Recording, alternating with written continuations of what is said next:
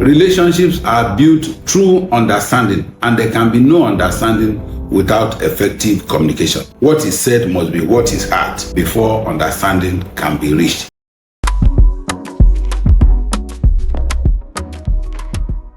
Hello, welcome to the Candid Cast. My name is Lucky Egide. I'm continuing the talk on the profile of a leader, who a leader is, and the character traits that make a person a leader. And we have talked about vision, we have discussed character, we have discussed competence of a leader in our past episodes. This is the 4th episode in this series, and I will stop here and allow you time to subscribe to our channel. Just hit the notification button, share our video among your friends and loved ones to get notified of future episodes. Today we want to talk about communication. A good leader must be a good communicator. We communicate every minute, and that is the only way the world keeps running, except that there is more to it in leadership than just exchanging information. In its simplest form, communication is simply the exchange of ideas, thoughts, and feelings between individuals and groups. Relationships are built through understanding, and there can be no understanding without effective communication. What is said must be what is heard before understanding can be reached.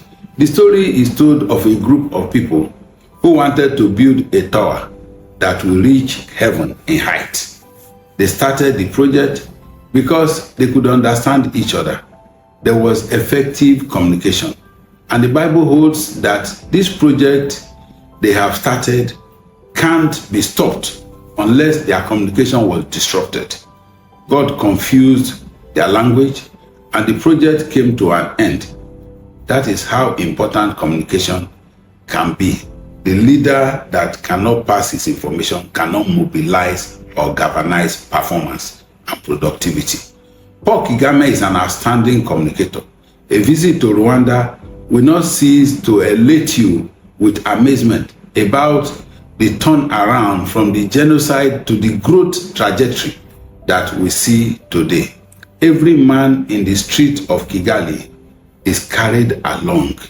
The vision is clear and understood by all.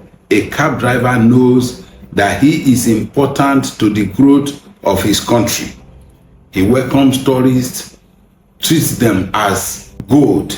Nigeria, on the other hand, is sinking under the weight of tribalism and nepotism because we are not able to communicate what do the leaders really want in Nigeria, because tribalism does not exist outside the realm of what the political leaders impose on us. Without the tribalism imposed by political leaders, you find in Nigeria so much intertribal marriages, people trust themselves, people live together, but it is when the election comes that they tell us that we are different people. A good leader, like I mentioned, of Nelson Mandela, is a proponent of inclusiveness.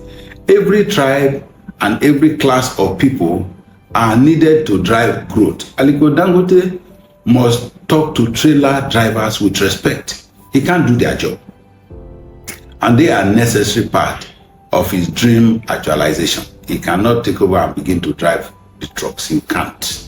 You may not be the best communicator today, but you will be comforted to know that you can learn it. That's the essence of this podcast. The whole series we are running is that everything in life is learned.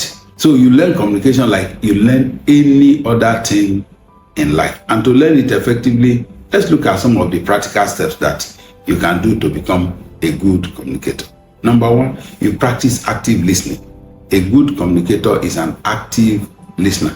Learn to focus fully on the speaker, irrespective of his status and whether he's making sense or not making sense. Listen without interrupting.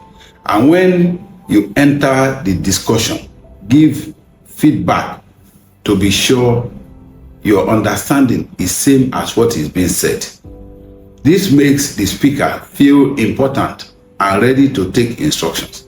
A team member that leaves a leader feeling despised, feeling unheard, will not give the best of productivity input into that organization. Every stupid idea must be carefully and thoughtfully listened to before you can criticize or write it off, because you have a better one and you are able to convince even the person who brought the bad idea that there is a better way to do it. Number 2, develop capacity to hear what is not said.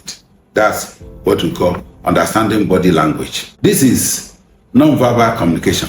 Many team members may not freely express themselves out of fear or timidity, but a leader must be able to read body language, encourage liberty of all persons to freely express themselves. A leader is not a terror to the people. A good communicator is a friend of all, irrespective of class or social status in life.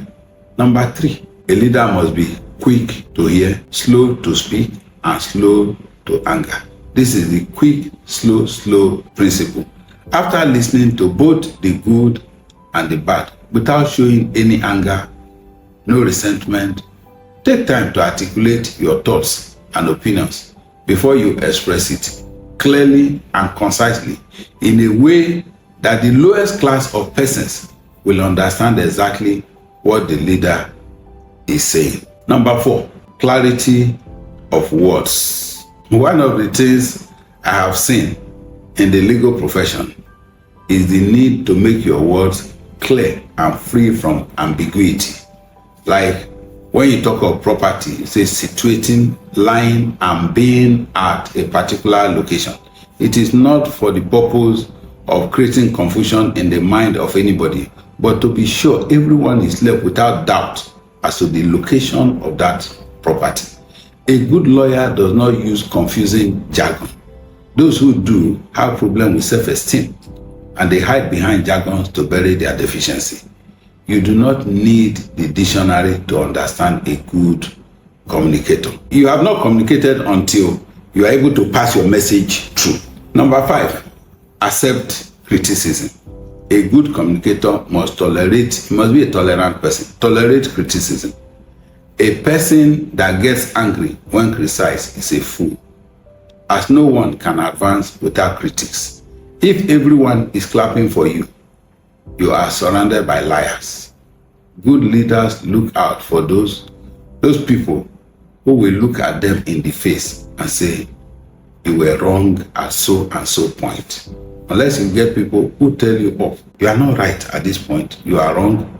There's a way to do it better. You are in a wrong circle. Number 6, engage often in public speaking. I've mentioned that the only way to learn is practice. It is said that practice makes perfect. If you don't practice, you cannot grow. You cannot become a good singer if you don't sing. And what you don't use, you will lose.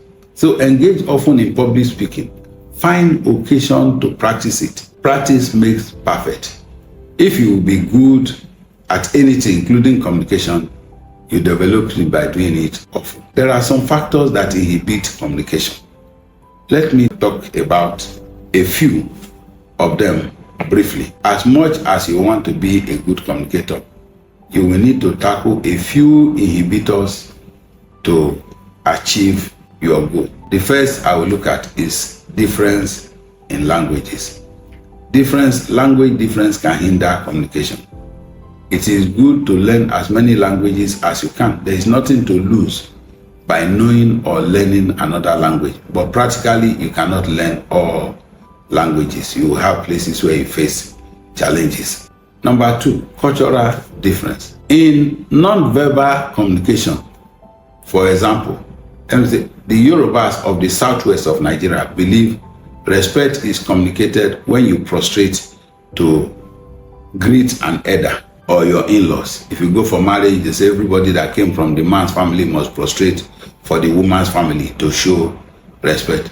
In the southeast of the same country, prostrating to greet may be interpreted as prideful, as you are seen as trying to avoid body contact with people who are possibly not as educated or not of the same social status as you are. In the southeast, you embrace to show respect. In the Southwest, you avoid body contact, you prostrate to show respect. You don't go and shake hands with your elders in the Southwest, but in the Southeast, it's a norm. So understanding the cultural differences will help you to communicate effectively. What is demanded in each situation where you are, your location, the culture of the environment where you operate, the person you are speaking to, who you try to win. All these are to showcase you as a leader. Number 3, let's look at the emotion of the parties. There is a parable in the community where I grew up that says a woman's enemy does not agree that she's pregnant. Until she sees the baby out, she will always believe it is a tumor. Generally, feelings of anger, fear, or anxiety can hinder sound judgment and hamper communication. In this case, what is said will always be different from what is heard. There is this prejudicial position. Somebody is prejudiced about you. You are trying to say something. It picks something different. You see some people, you say something and they flare up. You ask, what really did I say? Is it more than this? There are things that underlying information that is generating that level of reaction. Number 4 inhibitor we'll look at is the environment. In an environment laden with noise or poor communication infrastructure, communication can be hindered and disrupted.